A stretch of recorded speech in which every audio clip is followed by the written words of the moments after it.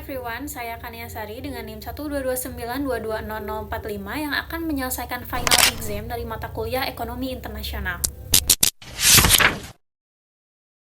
Perekonomian Indonesia di 2024 ini diperkirakan akan melambat nih guys. Salah satu faktor utamanya yaitu melemahnya Cina akibat krisis properti yang diperkirakan akan berlanjut di 2024 ini.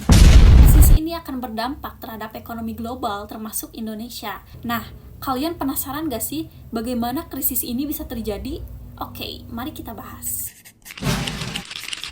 Evergrande, salah satu pengembang properti terbesar di Cina, resmi menyatakan bangkrut pada Agustus 2023 yang disebabkan oleh total hutangnya yang mencapai 340 miliar US dollar yang setara dengan 4.400 triliun rupiah. Sebagai salah satu perusahaan properti terbesar di Cina, Evergrande ini menghadapi situasi yang sulit di pasar saham Hong Kong sejak Maret 2022. Saham ini telah dibekukan dari perdagangan di Hang Seng Index karena gagal menyampaikan laporan keuangan yang diaudit sepanjang tahun 2021. Jika penghentian perdagangan ini berlanjut selama 18 bulan, Evergrande ini bersiko dapat dihapus dari indeks saham yang terdaftar di saham Hong Kong. Oleh karena itu, pada akhir Agustus 2023, Evergrande ini dipaksa untuk kembali diperdagangkan. Tetapi, ketika saham diperdagangkan kembali, Evergrande ini mengalami penurunan yang sangat drastis, yaitu sebesar 79%, sehingga menyebabkan nilai pasar ini menghilang secara signifikan.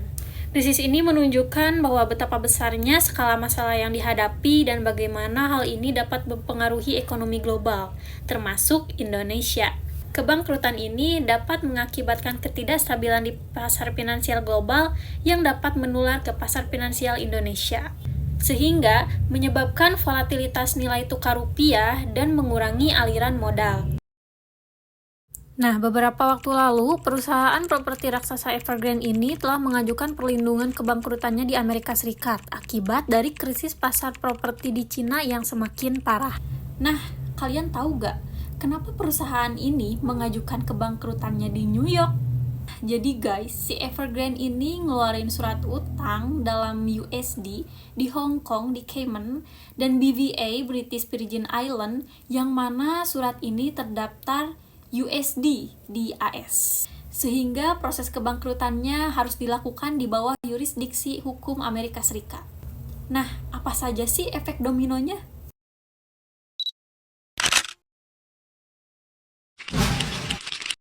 Salah satunya yaitu akan banyak produk di sektor keuangan yang kena imbasnya, terutama mereka yang memegang obligasi Evergrande.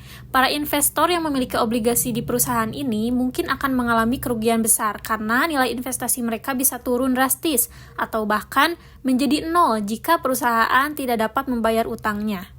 Yang selanjutnya, Cina akan mengalami perlambatan yang dampaknya tidak hanya bagi Asia tetapi juga secara global.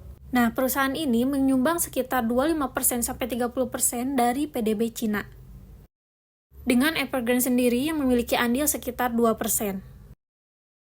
Peneliti ekonomi senior Satib Basri yang mengatakan bahwa perlambatan ekonomi Cina dapat memiliki konsekuensi langsung terhadap pertumbuhan ekonomi Indonesia. Menurutnya, jika pertumbuhan ekonomi Cina melambat sebesar 1%, maka ini akan mengakibatkan pengurangan pertumbuhan ekonomi Indonesia sekitar 0,3%. Belum juga sepenuhnya pulih pasca pandemi, ini malah nambah tantangan dalam upaya pemulihan ekonomi global.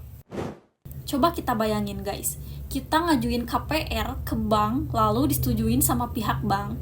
Mau gak mau, kita harus tetap bayar cicilan itu. Even kita tahu kalau misalkan kita gak bakalan dapet unitnya karena banknya lagi bangkrut. Tapi kalau gak bayar, kita kena blacklist di bank. So, it's very difficult, right, to be in position like this. Krisis properti di Cina ini merupakan tantangan yang serius yang membutuhkan pendekatan komprehensif. Untuk mengatasi masalah ini, pemerintah dapat mengimplementasikan kebijakan regulasi yang lebih ketat untuk mengendalikan spekulasi serta meningkatkan transparansi pasar dan mencegah gelembung harga properti. Sehingga kita sebagai individu, sikap adaptif dan persiapan untuk menghadapi ketidakpastian pasar adalah kunci. Solidaritas dengan mereka yang terdampak langsung oleh krisis ini juga penting untuk memperkuat dukungan sosial dan ekonomi global. Dan pada kesimpulannya, krisis yang terjadi di Cina ini memiliki dampak signifikan terhadap ekonomi global, termasuk Indonesia. Dampak tersebut mencakup ketidakstabilan pasar finansial, penurunan permintaan ekspor, dan gangguan aliran investasi, yang mana situasi ini memperlihatkan risiko sistematik yang dapat timbul dari sektor properti yang pentingnya menjaga stabilitas ekonomi Cina untuk mendukung pemulihan ekonomi global.